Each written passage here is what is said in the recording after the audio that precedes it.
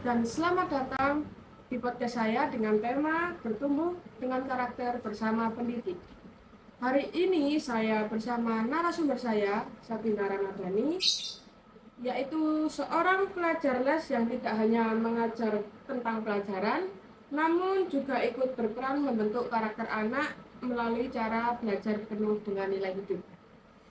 Bersama narasumber saya, kita akan membahas tentang pendidikan karakter pada anak. Langsung saja kita mulai dengan pertanyaan pertama. Bagaimana tanggapan mengenai kurikulum pendidikan yang terus berubah saat ini? Oke, terima kasih Mbak Rizka atas pertanyaannya. Saya mau menjawab.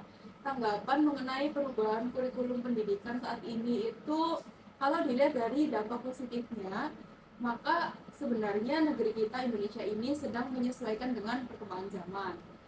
Karena kita terus mengikuti perkembangan iptek dan juga globalisasi yang sangat mendunia ini. Tapi kalau dalam dampak negatifnya itu mungkin nggak juga negatif ya, karena tapi mungkin yang sedikit ini itu beban guru yang bertambah karena kita sebagai pendidik juga harus menyesuaikan modul pembelajaran yang relevan dengan perubahan kurikulum ini, sehingga bukan hanya peserta didik yang mungkin merasa berat, tetapi justru guru yang lebih merasa berat. Oke, pertanyaan yang kedua, apa peran penting pendidikan bagi perkembangan karakter pada anak? Pendidikan itu berperan sebagai penyaring ya, mana yang benar dan mana yang tidak. Kita ke sekolah kan fungsinya untuk mencari ilmu, tetapi di sekolah kita juga harus berkembang. Jadi di sekolah ini kan kita sering diajarkan kayak senyum, salam, sapa kayak gitu kan. Nah itu tuh secara tidak langsung menanamkan karakter pada siswa. Jadi kalau itu dibiasakan di sekolah, nanti siswa juga akan dapat membiasakan itu di lingkungan sekitarnya. Selanjutnya, pertanyaan yang ketiga, perbedaan seperti apa yang terjadi mengenai perkembangan karakter anak dari zaman ke zaman?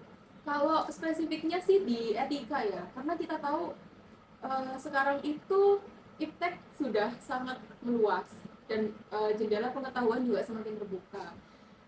Informasi juga lebih mudah masuk dan budaya asing juga lebih mudah masuk. Kalau kita mampu untuk menghadapi ini, artinya kita bisa menjadi manusia yang cerdas untuk menyaring hal-hal baru yang masuk. Tetapi bagi para peserta didik, apakah mereka mampu? Itu belum tentu.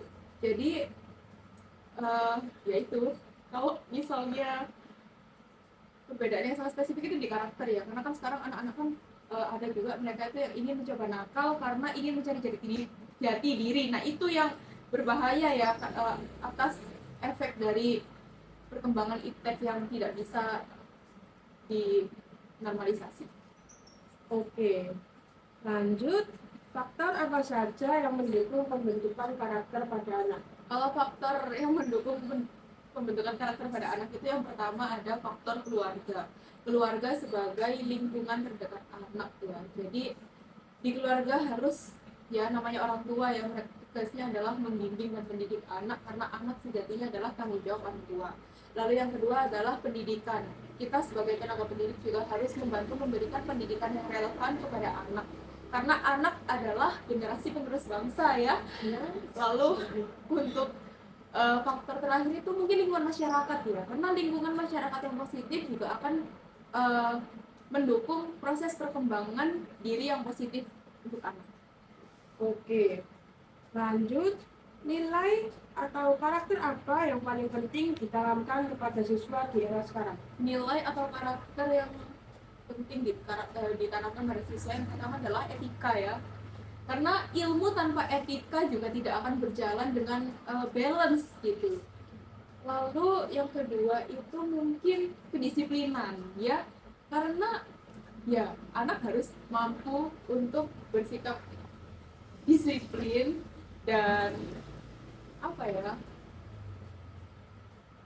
mereka itu harus mampu, karena nggak selamanya dia akan menjadi tanggung jawab orang tuanya, dia juga harus hidup sendiri. Pertanyaan yang keenam, apa sih peran guru dalam pembentukan karakter pada anak itu?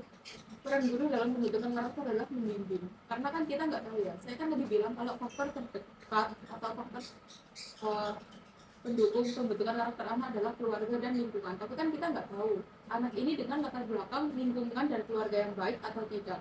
Jadi tugas guru adalah mendorong atau membimbing anak ke jalan yang benar sehingga anak ini nanti tidak akan tersesat. Kita membimbing anak untuk tumbuh menjadi pribadi yang baik.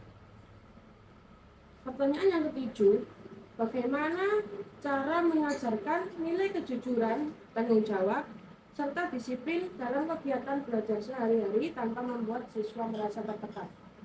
Kalau itu tanpa membuat siswa merasa tertekan, menurut saya itu yang pertama adalah menyediakan media pembelajaran yang menyenangkan. Lalu yang kedua itu menghidupkan suasana kelas yang aktif.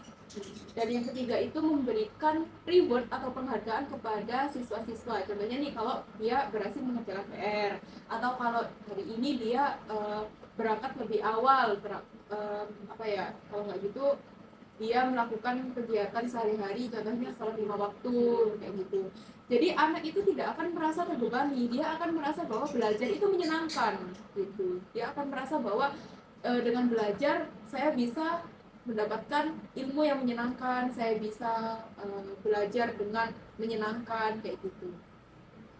Terus pertanyaan selanjutnya, apa harapan untuk menciptakan pendidikan berkarakter di Indonesia ini?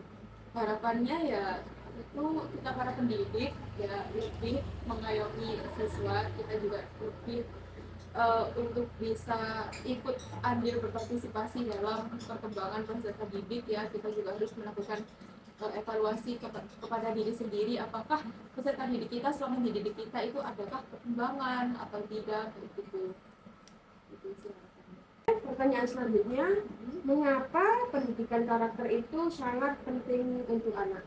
Karena karakter itu akan membawa anak untuk menjadi pribadi yang lebih baik. Jadi anak ini kan nanti kan juga akan terjun ke masyarakat. Nah, tugas kita sebagai seorang pembimbing itu membimbing bagaimana anak ini nanti akan berdampak baik untuk masyarakat. Dan juga pendidikan karakter itu dapat mengembangkan nilai-nilai moral, disiplin, kerjasama, dan juga dapat meningkatkan integritas anak gitu. Jadi sehingga nanti ketika anak terjun ke masyarakat, tidak dikhawatirkan anak ini akan menjadi pribadi yang merugikan masyarakat, namun justru anak ini akan menjadi pribadi yang menguntungkan untuk orang-orang di sekitarnya. Oke, pertanyaan selanjutnya, metode efektif apa yang dapat digunakan untuk perkembangan karakter anak usia sekolah? Kalau metode efektif itu mungkin mengajak anak untuk tidak hanya menjadi pendengar ya, namun juga berpartisipasi dan bersama-sama dengan pendidik untuk sama-sama menyimpulkan ilmu pengetahuan, seperti mengajak anak dalam berdiskusi, lalu juga mengajak anak dalam presentasi, kerja kelompok, dan ini akan meningkatkan nilai keberanian pada anak, nilai tanggung jawab dan disiplin pada anak kayak gitu ya. Karena dia merasa bahwa ketika dia berdiskusi dan ketika dia presentasi, maka anak akan berani menyampaikan ide gagasan yang dia punya gitu. Jadi nantinya ketika anak ini terjun ke masyarakat pun dia tidak takut untuk menyampaikan gagasan-gagasan baru yang ingin disampaikan oleh dia, sehingga nanti akan membawa perubahan atau dampak yang baik bagi masyarakat. Oke, selanjutnya pertanyaan terakhir, bagaimana cara menerapkan pendidikan karakter pada anak usia sekolah? Kalau cara menerapkan pendidikan karakter pada anak usia sekolah itu yang pertama adalah dengan menanamkan pembiasaan yang baik. Lalu yang kedua adalah mengajarkan etika, dan juga dengan kita para tenaga pendidik ya memberikan contoh yang baik pada anak. Jadi kayak kita akan dapat mampu menjadi garda pendukung untuk tumbuh kembang karakter anak yang baik, karakter anak yang unggul, dan karakter anak yang memiliki integritas tinggi.